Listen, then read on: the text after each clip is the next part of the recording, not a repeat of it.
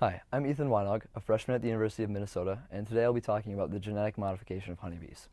In 2006, farmers noticed that beehives were collapsing, and this was due to the Varroa destructor mite, which infests the beehives and the insects themselves, feeds on their blood, and causes the worker bees to leave the hive all at once, causing the hive to fall into ruin.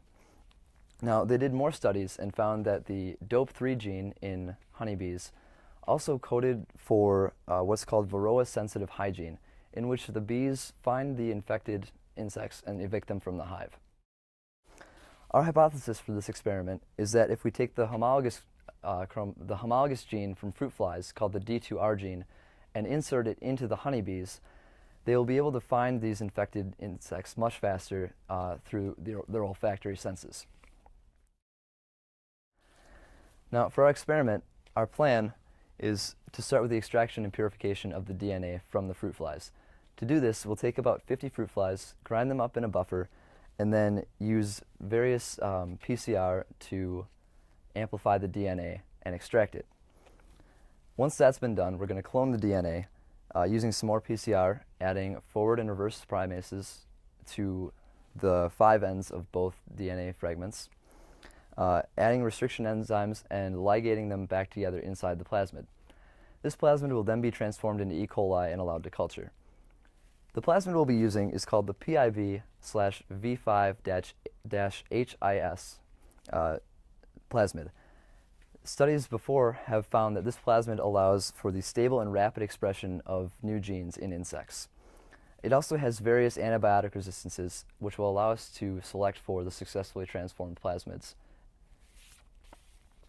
To continue our experimental design, we next need to isolate the DNA that has been cultured. To do this, we'll use electrophoresis and then put the DNA into the brains of the honeybees. The electrophoresis will allow the neural membranes to allow the DNA inside, and then once the shocks stop, the membrane will close back up, trapping the DNA inside and allowing the bees to reproduce this DNA on their own. Now, there are some ethical considerations to take into account for this experiment. First of all, there's lateral gene transfer. Lateral gene transfer occurs when the DNA that has been inserted into the honeybees transfers to other populations, and this has been documented in bees in the past.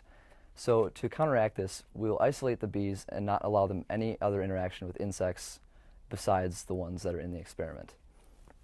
There may be other adverse side effects on the bees.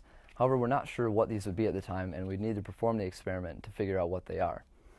Once the experiment has been performed, though, we can track the bees and make sure that they stay healthy and there are no adverse health effects to them. We would also track the crops that they pollinate to make sure that they are safe for human consumption in the future. Future directions after this experiment include multiple related genes that could work together to transfer this Varroa-sensitive hygiene behavior onto the other bees, or also studying the effects of environmental, pathological, and parasitic pressures on the beehives as a whole. Thank you for your time.